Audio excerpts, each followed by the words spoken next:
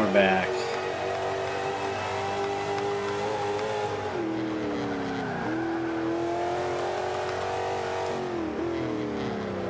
Hey guys, this is Rocking3 bringing out a live commentary for Forza 5. And what I'm doing today is I'm starting a brand new series called King of the Road. King of the Road series is going to be basically my subs cars, my subscribers' cars versus my cars. What I'd like to do is request that if you'd like to participate, I would like you to build out your favorite car or a car of whatever choice.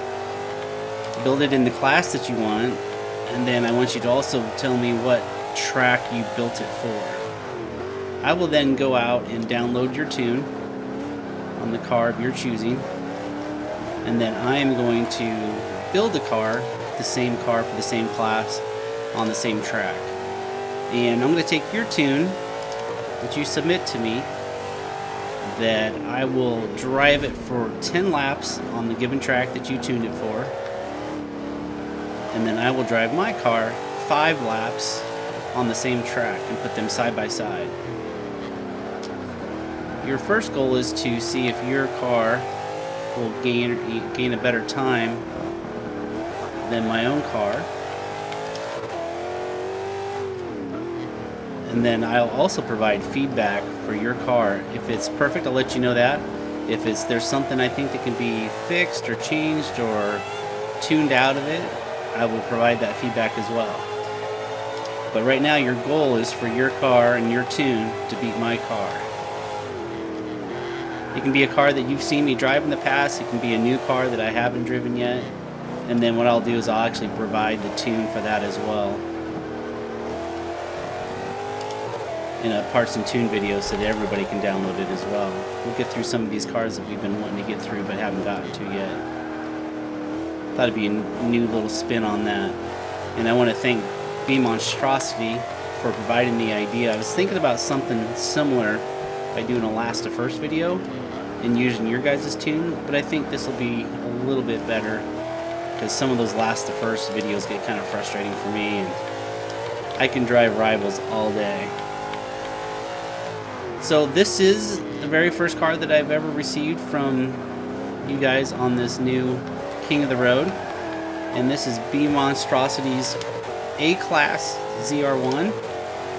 And I do happen to have an A-Class ZR1 that I just built recently, so I'm going to put it head-to-head. Pretty excited to try it out. Oh, locked them up. So I'm going to start providing a little bit of feedback, just kind of give you an idea of what I'm thinking for the series. And so far, we got a pretty good time going. But what I would like to give feedback on this car is, it seems like a couple things that jump out to me. And it seems like the braking on it's a little bit... It seems like it goes a little bit long. It seems like it should brake a little bit sooner. I don't know if that's tires. I'm assuming that we might have the same tires, maybe race tires on here. And I do run my brake pressure at 140%, and I use non-ABS.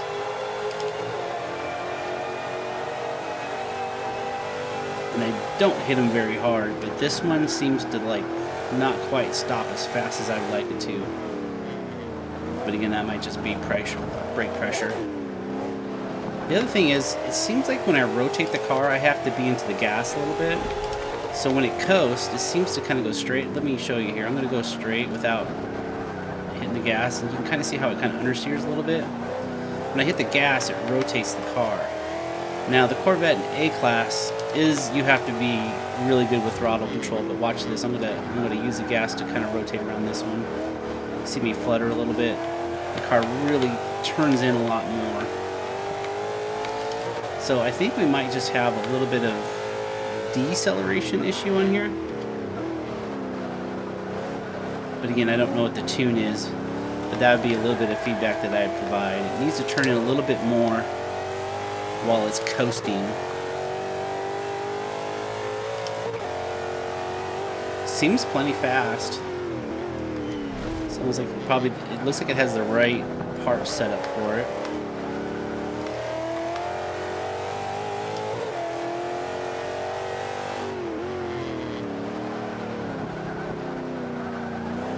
See, I gotta stay in the gas and get that thing to rotate around. Other than that, it's not too bad to drive. So I guess the thing that I would maybe be critical about is that it's going to be kind of hard to, it's going to be difficult to drive hard.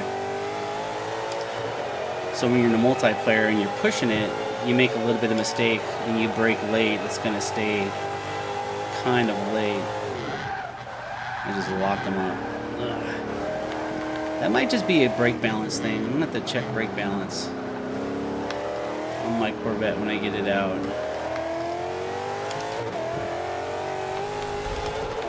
I'll also compare some of this, just the basic stats.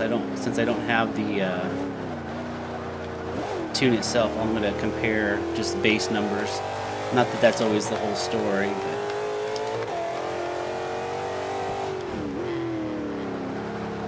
you know, the other thing is I forgot to probably mention is that I need to know what kind of shift points on your car. So I know there's a lot of Evos and other cars with that rally engine, and I need to know that as well. So if I take your Evo and I rev it up to the red line, it might get considerably slower times.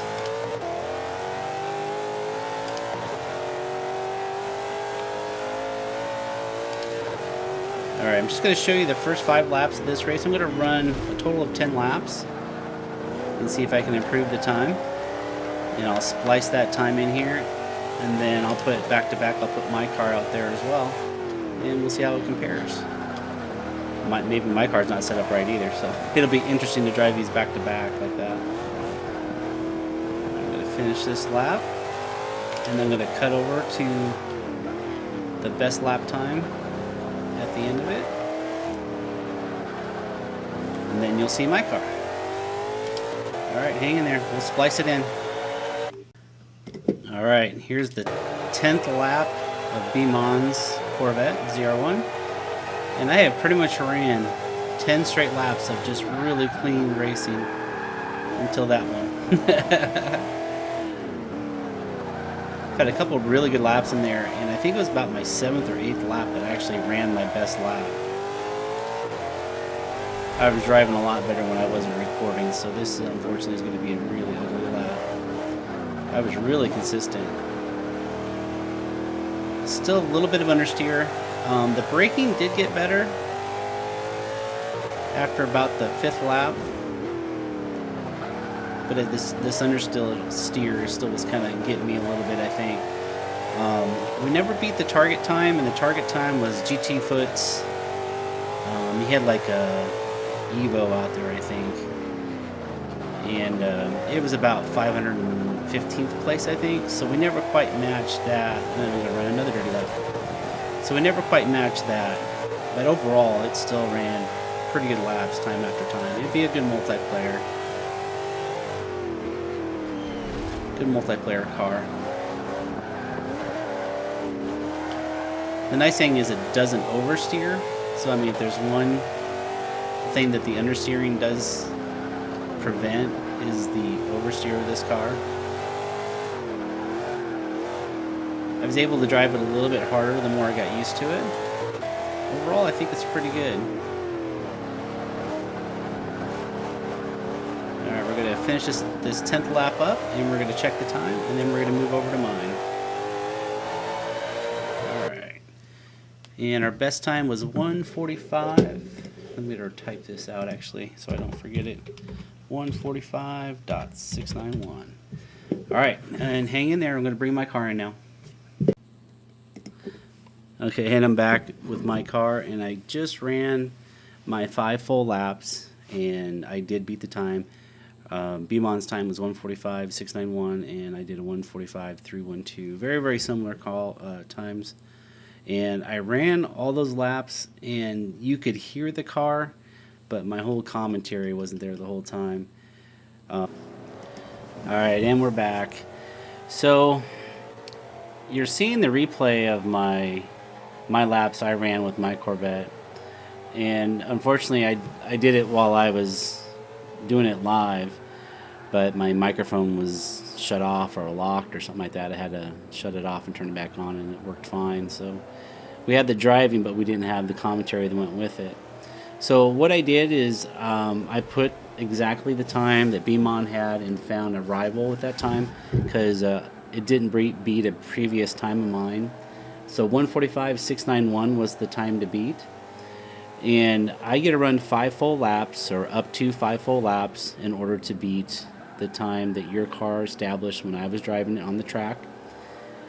And if I complete it successfully, I continue to be King of the Road. I win that King of the Road challenge.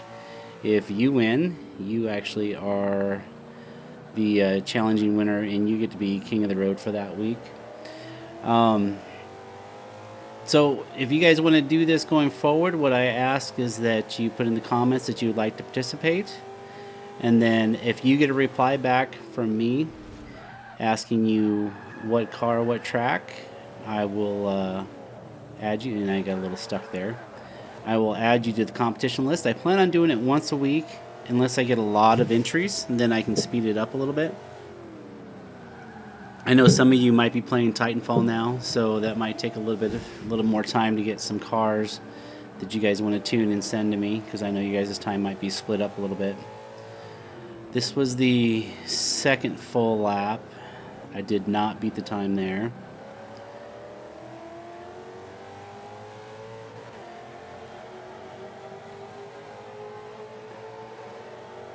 And then we'll just take the series from there, however we want to grow it. So there's no limitation of what car, what level, or what track you want to run it at. So I will let you pick all 3 of those things: which car, which class, and which track. We can do things differently. As far as if you want to go an all-wheel drive car, you can go an all-wheel drive car. I should probably build out the same drivetrain. So why don't I at least do that? So if you make an all-wheel drive car, I will make an all-wheel drive car. If you make a front-wheel drive car, I'll do a front-wheel drive car. And of course, if you do a rear-wheel drive car, I'll do a rear as well. And we'll just figure out who has the better setup and the better tune for that particular track. It's probably good that I'm taking a week between, because if I don't have the car and I don't have an idea of how to build it out, and I dirtied the lap there again too, so that one didn't count either. So I'll need the extra time to do that. So in this race, the things that I saw a difference between the Corvettes, and you might be able to notice it already, is that this Corvette that I built out has a little bit more oversteer to it. It's a little more challenging to drive. You have to be a lot more conscious around the throttle. BMON's Corvette was really nice in the fact that you could just mash on the gas and you didn't have to worry about it going sideways, because it had just a little bit of an understeer to it.